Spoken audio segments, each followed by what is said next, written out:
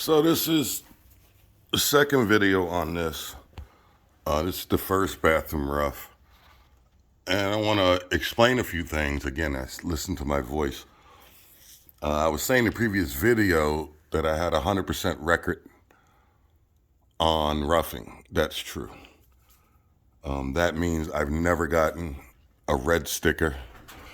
I've never failed inspection. Let me correct that. One time I was in trouble and I put a fitting in and not realizing when I made an S trap. So that will be the honest truth. Other than that, I've had people try to do the work behind our back to save money on our license. And I don't count those. I could think of two of those that happened where I immediately pulled out of the job.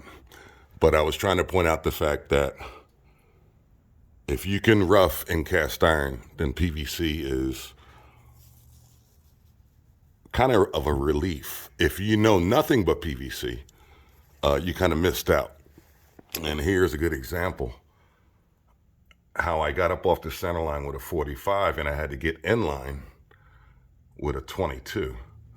There's also a 22.5 degrees. There's also an 11.25 degree fitting. You don't see them that often, but that goes to show you over time how the industry and the profession has declined a little bit in professionalism and craftsmanship. I haven't seen 11.25 degree fitting in probably 20 years in roughing.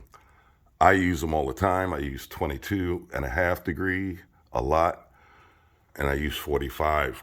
My idea is I want the water to flow and not to be a condition where you're changing direction to cause a clog. Now, PVC is hard to clog because it's so slick inside, but you can clog it.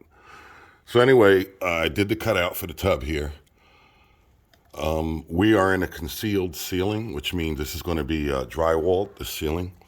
So as you know, you can't put socket traps in a ceiling, meaning with slip joints, washers, and nuts. So it will be this kind of trap. We used to call it a line trap. Line trap. Nowadays, they call a line trap one that goes in line. It looks like a condensate trap for air conditioning. But years ago, we called this a line trap. The one that they call a line trap now, and there's so much terminology and different names for different fittings, but you have to realize each fitting was designed for a reason. You got to figure a company wouldn't spend millions or billions designing this fitting or this trap unless it had a purpose. And one of the purposes is, if I could find it on here. Oh, it's upside down. Let's see if it's on the side. Here it is. There you go.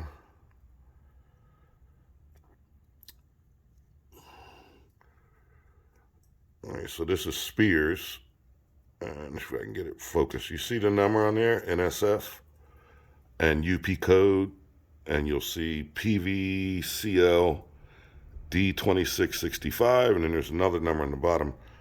These are codes or standards that the National Pipe Association, Plumbers Association, yada, yada, all go through to approve what's allowed in code and out of code.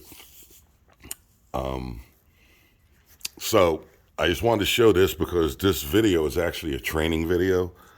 Currently, I have personally about 4 apprentices that are on this job, and they come through and they look and they ask questions, and I tell them watch the videos and you'll see why I'm doing, or it'll help you understand why I'm doing what I'm doing. And I do that because I'd like to further the industry, the profession actually, from where it has fallen. So again, this is going to be all glued trap. The waste and overflow for the tub is going to be all glued. They call it a socket waste and overflow.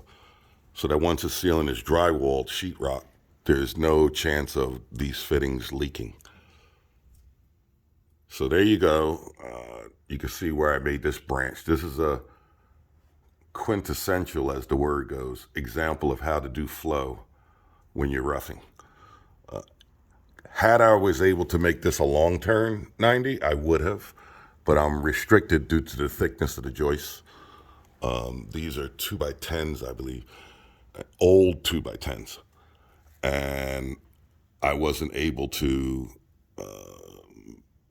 actually, it might be 2x8s. Either way, I was limited in how much I could drop. And the other problem is on this side, when you have the trap, you have to realize that the waste and overflow for the tub sticks through the floor. So that's all the clearance I have from the bottom of the subfloor to here. And upstairs, I'm going to request 3/4 subfloor. That'll bring it up another 3/4 and probably give me just enough room to get the trap in and have good flow. Another thing I'll do here, this is 2-inch, this is 1.5 inches, which is legal. That's code. They've actually allowed now in the code, I think it might have been 4 years ago, don't quote me on that they're now allowing 1.5 inch traps on a shower. I was reading that somewhere. I remember the update, and I believe it was 4 years ago. I haven't looked back to see if that changed. In my mind, I actually use 2-inch traps everywhere. So this is 1.5 inch, only doing it because I'm restricted due to the thickness of the joist. Had I had room up here, or this is a drop ceiling, all of this would have been 2-inch. Except for the vent going up, 1.5 inch is fine for the vent. But for the flow and the drainage, I always use 2-inch for the tubs and the showers and the kitchen sinks and laundry trays. I found out over time that you do better. It's less like to clog, and the flow of the water when it drains is much better, much faster also. All right, so this is another video on this one. I'm trying to set this rough on this bathroom so that when the apprentices come in, they could see this one done. And then I'm going to turn them loose. I got 4 more bathrooms to do. I'm going to turn them loose on the other 4 and give each one a bathroom. They'll dry fit the fittings, and then I'll go around and actually critique or help them understand if what they done was great. Tell them it's great. I mean, I love seeing someone do something the right way. And what they done could be done better, or if it's just plain wrong, and the inspector will knock it down. And speaking of the inspector, I called him, and he's called me on my cell the other day, so he's probably going to give us a visit next week. And I have a couple questions. And I'm backtracking and repeating myself, but when I say I have a 100% record of no violations, the reason that is not because I'm some genius. I don't know everything. No one knows everything. But I ask questions, and I've always been known to ask questions. Even if I know I'm to code and I know I'm right, I go to the inspector and I ask him, hey, this is what I want to do. I know it's code. Will you walk away from it? Are you okay with it?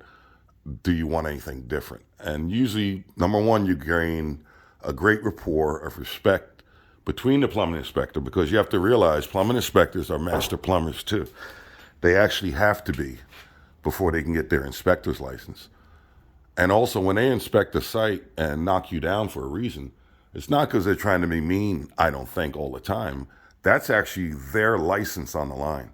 So if something was to happen, or the house was to have a catastrophe that costs $100,000, they look back at the records and find out who approved this roughing. That plumbing inspector's license, aside from his master plumber's license, he is responsible when he signs off on a job. Keep that in mind when you're being tough on these guys. Now, don't get me wrong. I know I've seen some tough guys out there who are just tough.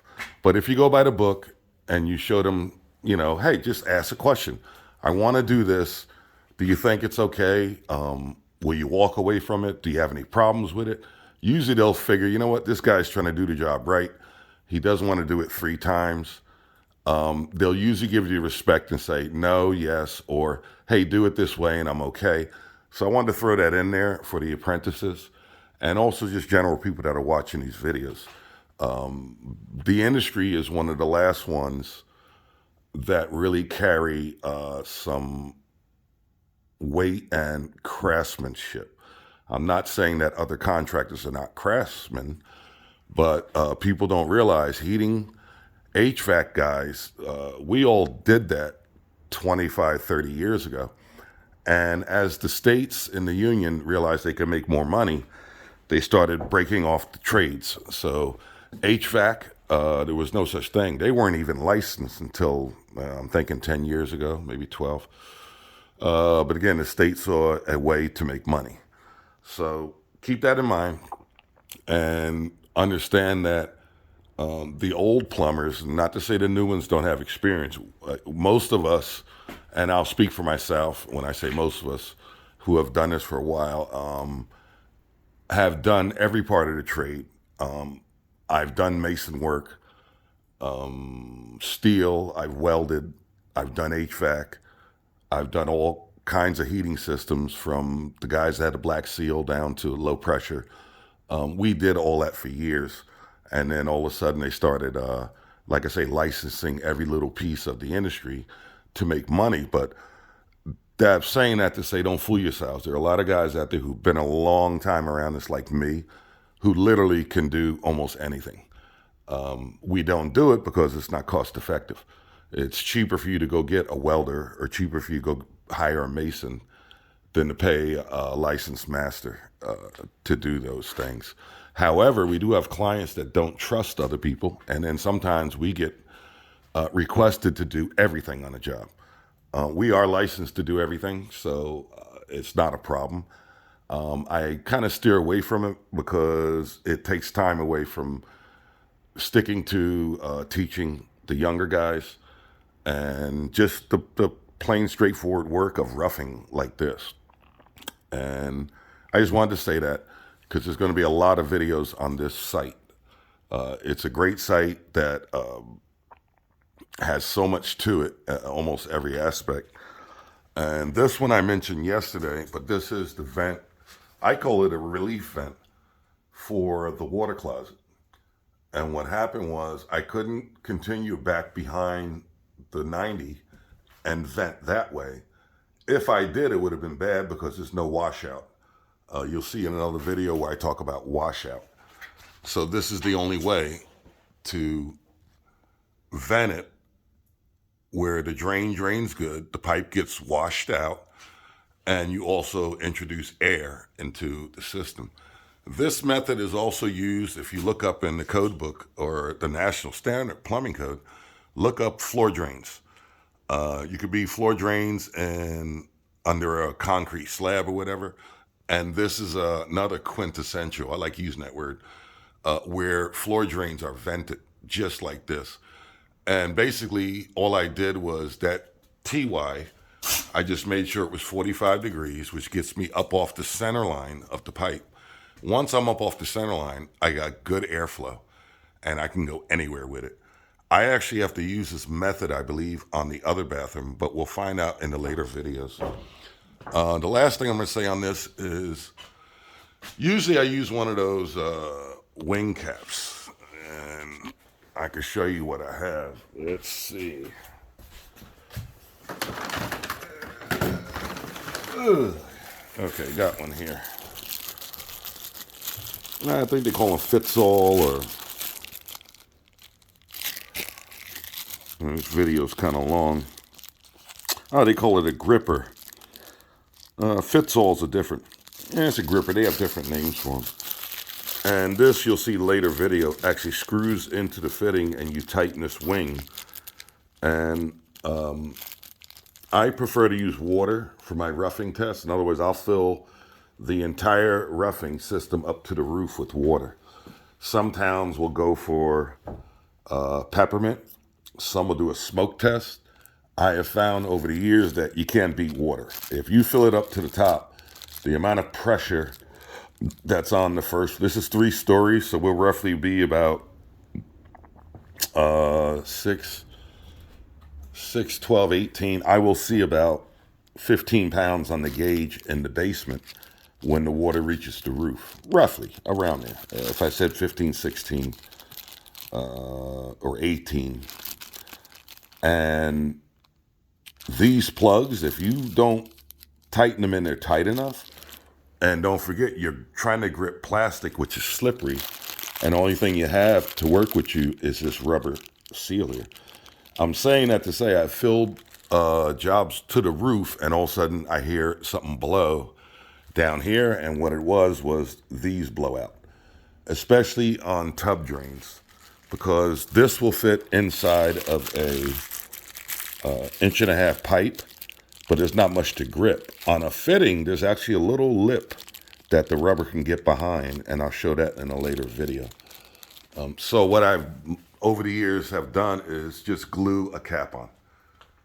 There's nothing wrong with that. I just make it a little longer so that I'll cut off, throw the cap in the garbage, or cut enough that you can put a coupling and reuse the cap.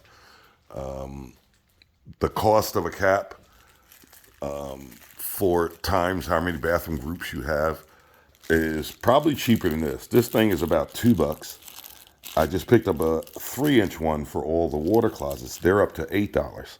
So this is $2. A cap might be close, or $1, or I mean, you can't tell nowadays because the cost of material has literally tripled, and it went back down to doubled. So, all right, this is a really long video, but I got a lot in it. So I'm going to move on. We are done with the roughing downstairs for this bathroom group. And up here you can see a video of where I had to get the pipe to go up for the lavatory. I think that was in a previous video. And I was trying to race ahead of the HVAC guys. So we managed to get the bushing in here. I don't like that much purple. It looks sloppy, but you know what? No one's ever going to see it. And I was going to do 90s, but I decided to do this, which is a 45. And I put a 90 here, a regular 90 behind there, again, because see the space where I'm restricted? I couldn't get a long turn in there. I like long turn fittings. They provide flow into the system, and they way reduce the chances of clogging. So there you go. See you on the next one.